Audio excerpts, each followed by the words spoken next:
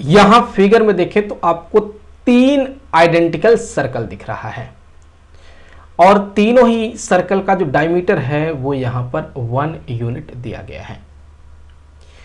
और यहां पर जो है इनको घेरते हुए आपको एक रेड बैंड दिख रहा है और इसी हमें रेड बैंड का जो लेंथ है वो लेंथ यहां पर पता करना है। तो हम ये कैसे पता कर सकते हैं? उसके लिए यहां पर ये जो सेंटर है इसे P नाम दे देते हैं, इसका ये जो सेंटर है इसे हम Q नाम दे देते हैं और ये वाला सेंटर R नाम दे देते हैं। और उसके बाद अगर हम यहाँ पे जो है इन सभी सेंटर को आपस में कनेक्ट कर दें कुछ ऐसे, तो आपको एक इक्विलैटरल ट्रायंगल दिखेगा। यहां पर ये एक इक्विलैटरल ट्रायंगल है।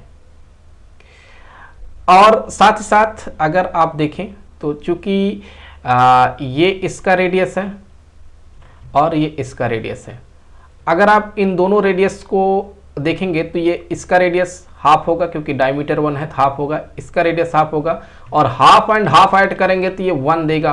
तो ये यहां पर 1 यूनिट का हो गया। तो ये 1 यूनिट का है, ये भी 1 यूनिट का है, ये 1 यूनिट का है। ठीक है। अब देखिए अगर ये 1 यूनिट का है टोटल, तो फिर यहां से हम अगर यहां एक परपेंडिकुलर ऐसे ड्रॉप कर दें कुछ ऐसे, तो यहां एक परपेंडिकुलर ड्रॉप कर दिया, यहां भी एक परपेंडिकुलर ड्रॉप कर दिया,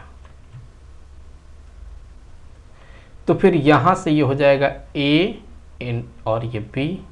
तो ए से लेकर के बी तक का लेंथ क्या होगा? 1 यूनिट का हो जाएगा। उसी तरह से यहां पे एक परपेंडिकुलर ड्रॉप कर देते हैं और यहां से भी एक परपेंडिकुलर ड्रॉप कर देते हैं, तो ये भी 1 यूनिट का हो जाएगा।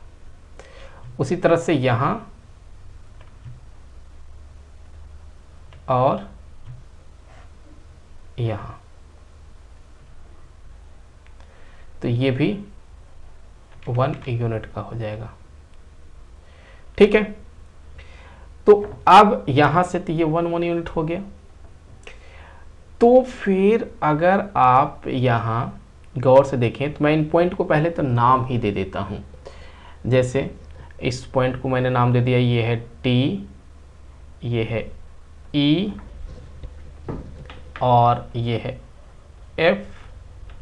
इस तरह से यहाँ पर हमने नाम दे दिया कि ये है सी। तो फिर यहाँ से ये स्पष्ट हो जाता है कि चूंकि ये एक तो जो है रेक्टेंगल था, इसलिए जो है ये साइड 1 था तो ये साइड 1 ही हो गया। उसी तरह से ये भी 1 हो गया, ये भी 1 हो गया। लेकिन ये वाला जो लेंथ बनेगा, ये आर्क लेंथ जैसा दिख रहा है, ये कितना, यही तो मेन है। तो आप ये सोचें कि यहाँ ये एंगल 90 डिग्री, ये एंगल 90 डिग्री, ये एंगल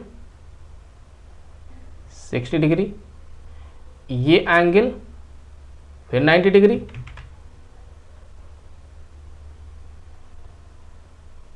तो ये 120 डिग्री, तो ये जो है ये 120 डिग्री।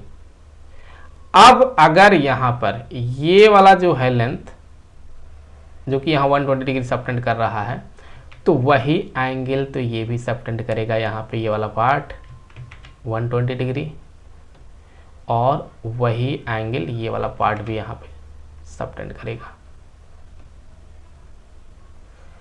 अब अगर हम इस पार्ट को, इस पार्ट को और इस पार्ट को ऐड करेंगे तो हमें यहां पर एक कंप्लीट सर्कल देगा कुछ ऐसे।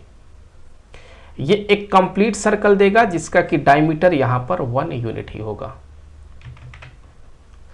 तो फिर इसका लेंथ क्या बनेगा? एक सर्कल का सरकमफेरेंस क्या होता है? 2 पाई r। तो अब यहां से 2 पाई रेडियस की जगह पर 1/2, ये हो जाएगा पाई। तो फिर यहां से अगर हम रेड जो बैंड का लेंथ होगा वो देखें क्या बनेगा, लेंथ ऑफ रेड बैंड, आप इस पार्ट को जोड़ें, इसको जोड़ें, इसको जोड़ें, ये कितना हो जाएगा, ये स्टेट वाला part 1 + 1 + 1 + pi, so this is equal to 3 + pi. आप चाहे पाई का वैल्यू डाल के आगे भी सॉल्व कर सकते हैं। इस तरह से हमने इस रेड बैंड का जो लेंथ है वो लेंथ पता किया है। आई होप कि वीडियो आपके लिए काफ़ी हेल्पफुल रहा होगा। मिलेंगे आपसे अगले वीडियो में किसी दूसरे क्वेश्चन के साथ, तो तब तक के लिए खुश रहें, गुड बाय।